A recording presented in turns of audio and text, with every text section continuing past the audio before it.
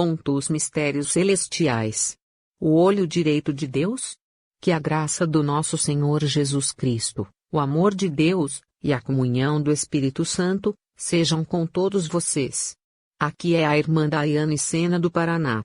Estarei compartilhando mais algumas experiências da parte de Deus. Assim como o apóstolo Paulo disse, em verdade que não convém gloriar-me, mas passarei as visões e revelações do Senhor. Segundo aos Coríntios 12 verso 1 e 2. Numa madrugada, após acabar uma campanha de jejum, tive esta experiência. E foi-me revelado os mistérios celestiais e de Deus. Foi tudo muito lindo, grandioso e espetacular. Jó 11 verso 7, diz: Você consegue perscrutar os mistérios de Deus. Pode sondar os limites do Todo-Poderoso. Marcos 4 verso 11 e 12. Ele lhes disse: A vocês foi dado o mistério do reino de Deus, mas os que estão fora tudo é dito por parábolas, a fim de que, ainda que vejam, não percebam, ainda que ouçam, não entendam, de outro modo, poderiam converter-se e ser perdoados. Um conselho. Antes de você ouvir esta experiência, se você é uma pessoa que não acredita nos mistérios de Deus, eu te aconselho: não ouça esta experiência, para que você não venha murmurar e a picar. Pare agora. Mas porém, se você acredita nos mistérios celestiais, você compreenderá quão grande, magnífico, espetacular e insondável é o grandioso poder do nosso Senhor Deus. E então me vi naquela madrugada, dentro de um lugar que parecia uma casa, só que peculiar. E na parte dos fundos, tinha uma janela imensa de vidro. A vista daquela janela dava para um tipo de vale muito grande. No primeiro momento que olhei, parecia um vale cheio de montanhas gigantes até perder de vista.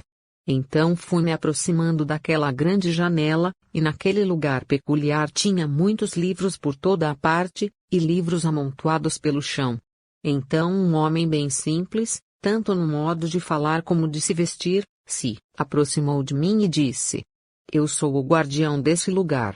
Venha, se aproxime da janela e observe mais atentamente. Então me aproximei. E observei que aquelas montanhas eram diferentes, eram feitas de livros. Milhões e milhões de livros. E todas aquelas inúmeras montanhas, eram assim, feitas de livros.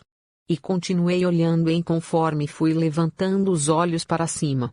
E então de repente, me assustei com o que vi.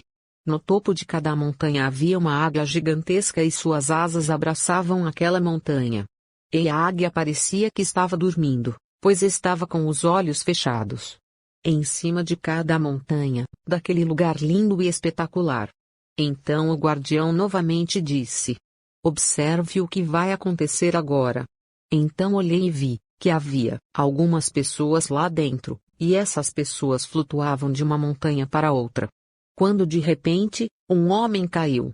E foi caindo daquela montanha, e quando ele chegou no nível do chão, ele veio correndo em nossa direção, muito assustado e apavorado.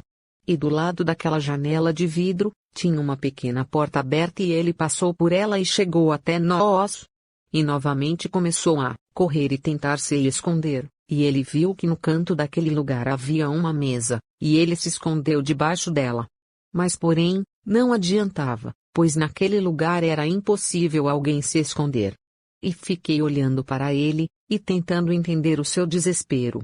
Então o guardião, que estava do meu lado, disse: Veja o que vai acontecer.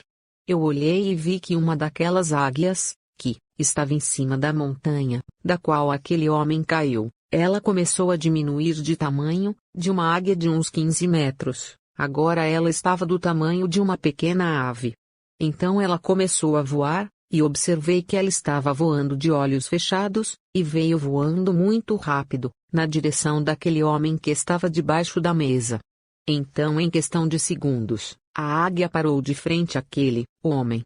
Ele abriu os olhos, e olhou para o homem.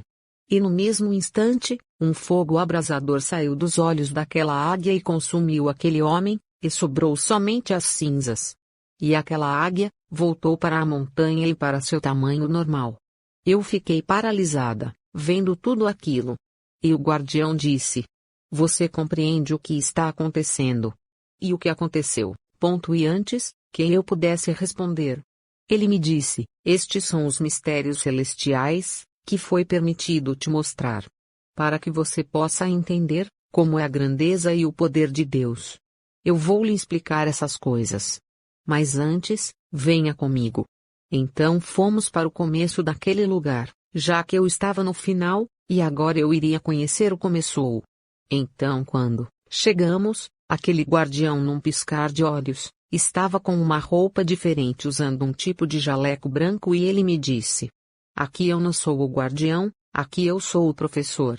E então entramos dentro de uma sala, que tinha várias repartições, parecendo provadores de lojas, só que era tudo branco, não tinha portas, e eram só cortinas brancas que separavam uma da outra. E tinha algumas pessoas naquelas cabines, pois só cabia uma pessoa em cada cabine. E o professor me disse: Entre em uma delas. Então eu entrei, no mesmo instante comecei a ouvir sons, vários tipos de sons. Parecia que as pessoas das cabines estavam cantando. No primeiro momento, não conseguia entender, mas então ouvi o que eles estavam cantando. Eles cantam apenas uma palavra, e a palavra era Aleluia. E a música era Aleluia. Só que cada um cantava Aleluia de uma forma diferente, alguns eram bem afinados, outros eram bem desafinados, outros estavam aprendendo a falar aquela palavra, em forma de música. Quando então, ouvi um Aleluia lindíssimo. Pois a letra inteira daquela música, só tinha uma palavra que era Aleluia, repetidas várias vezes e de formas diferentes. E fiquei encantada com aquela linda voz. Então a pessoa que tinha acabado de cantar aquele Aleluia, saiu do lugar onde estava e passou perto de mim e falou de uma forma arrogante: Eu sou o melhor cantor desse lugar. E estou me preparando há muito tempo, e eu vou ser o próximo escolhido, e foi repetindo isso e foi indo para outro lugar. E eu disse, para o professor que estava do meu lado: Olha, eu não canto muito bem, eu já entendi que você me trouxe aqui para cantar. E ele disse: Faça seu melhor, abra a boca e cante e se entregue por inteiro. Então abri a minha boca e disse: Aleluia, porém muito baixinho. E o professor disse: Você conseguiu chegar até aqui, apenas cante, não se importe com o que as pessoas vão fazer ou dizer. Faça seu melhor, libere todo o potencial que está dentro de você. Cante, e se entregue por inteiro a esta melodia.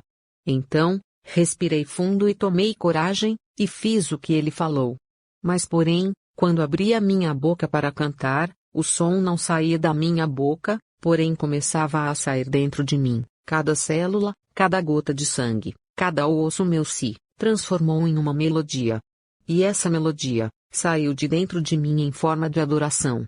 E surgiu um lindo aleluia, tão lindo e poderoso que eu me assustei, e parei. E o professor disse: Não pare, é isso mesmo, você está no caminho certo, não pare agora. Então novamente, abri a boca e aquela adoração saiu de dentro de mim, em forma de vários aleluias.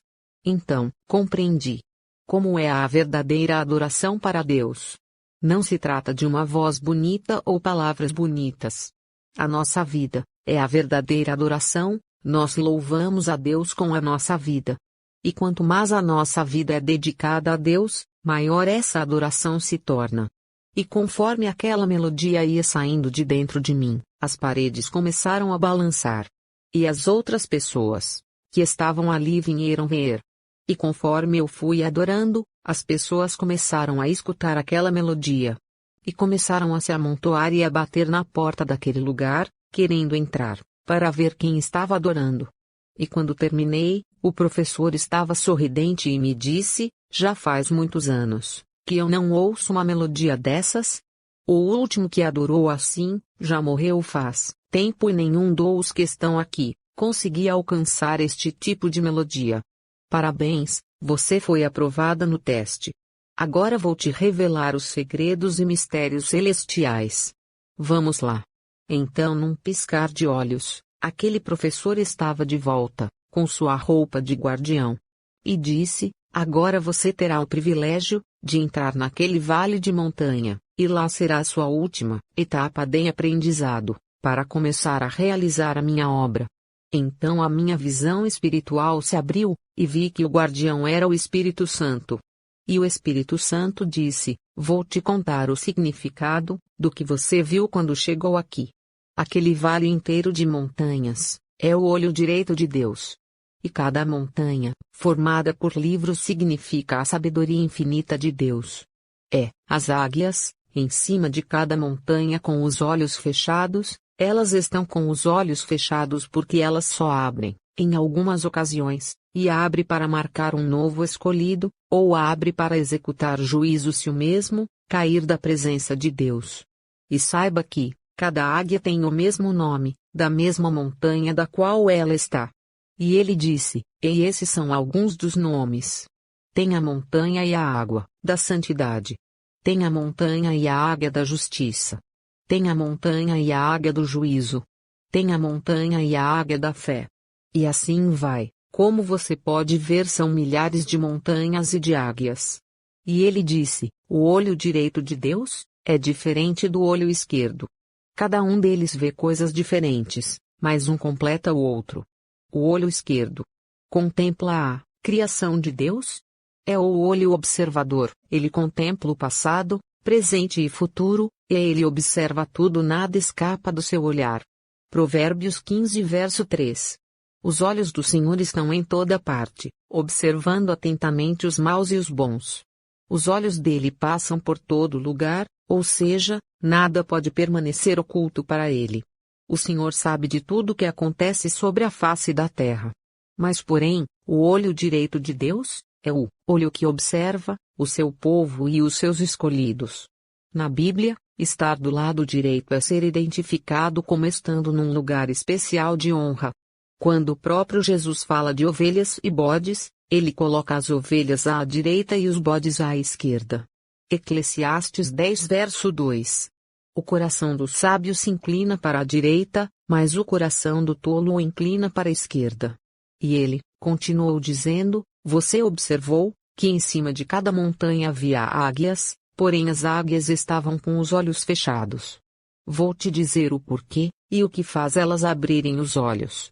Quando um cristão começa a subir os níveis espirituais, ele começa a ser preparado para realizar a vontade de Deus.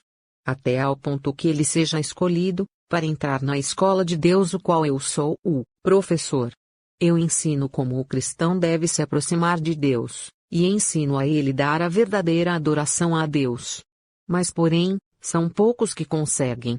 A maioria nem conseguem chegar. E os que chegam, param de buscar e se acondam.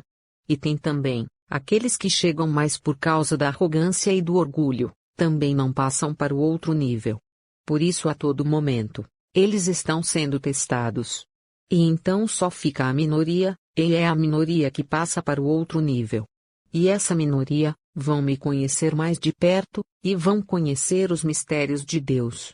E cada vez que este cristão vai subindo de nível, ele vai sendo testado. E assim, cada uma das águias vai abrindo os olhos, cada uma das águias simboliza uma coisa que o cristão precisa praticar, como santidade, fé, e assim por diante. E quando então todas as águias abrirem os olhos, Deus olha diretamente para o cristão. E há um impacto no mundo espiritual. Pois um profeta e um escolhido foi contemplado pelo olho direito de Deus. E este escolhido, no mesmo instante, será marcado pelo diabo, e o inferno fará de tudo para destruir este escolhido de Deus. E saiba que o olho direito de Deus é o olho mais importante, pois é o olho dominante. Além de ser o olho que tudo vê, é o olho que escolheu os seus profetas. Assim como ele escolheu Jeremias, desde o ventre de sua mãe. E lembre-se também, quando ele olhou e falou a respeito de Jesus: eis aí meu filho amado, em quem me comprazo. Mateus 3, verso 17. Foi neste momento que o olho direito de Deus olhou diretamente, e todas as águias também abriram os olhos para contemplar a Jesus. E saiba que não é fácil chegar nesta posição de escolhido por Deus. É por isso que Deus assevera na sua palavra dizendo: Não toqueis os meus ungidos, e não maltrateis os meus profetas. Salmo 105 verso 15. Escolhidos ou os eleitos. São todos aqueles que o Pai escolheu em Cristo, desde antes da fundação do mundo para serem santos e irrepreensíveis perante Ele. Efésios 1 verso 4. Mas compreenda e saiba, que é somente no nível superior, que eu me apresento como guardião dos mistérios celestiais. Então, olhou para mim e terminou dizendo, foi-lhe permitido saber, somente até aqui. Novamente ele sorriu e disse, seja bem-vinda, a este novo nível. Então em questão de segundos, voltei dessa experiência magnífica, que eu estou contando. Louvado seja Deus! Naquele tempo, respondendo Jesus, disse, graças te dou, ó Pai, Senhor do céu e da terra, que ocultaste estas coisas aos sábios e entendidos, e as revelaste aos pequeninos. Mateus 11 verso 25. E termino esta experiência, citando alguns versículos da Bíblia. 1 aos Coríntios 1 verso 18 a 25. Porque a palavra da cruz é loucura para os que perecem, mas para nós, que somos salvos, é o poder de Deus. Porque está escrito, destruirei a sabedoria dos sábios, e aniquilarei a inteligência dos inteligentes. Onde está o sábio? Onde está o escriba? Onde está o inquiridor deste século? Porventura não, tornou Deus louca a sabedoria deste mundo. É visto como na sabedoria de Deus o mundo não conheceu a Deus pela sua sabedoria, aprouve a Deus salvar os crentes pela loucura da pregação. Porque os judeus pedem sinal, e os gregos buscam sabedoria. Mas nós pregamos a Cristo crucificado, que é escândalo para os judeus, e loucura para os gregos. Mas para os que são chamados, tanto judeus como gregos, lhes pregamos a Cristo, poder de Deus, e sabedoria de Deus. Porque a loucura de Deus é mais sábia do que os homens, e a fraqueza de Deus é mais forte do que os homens. Deus abençoe.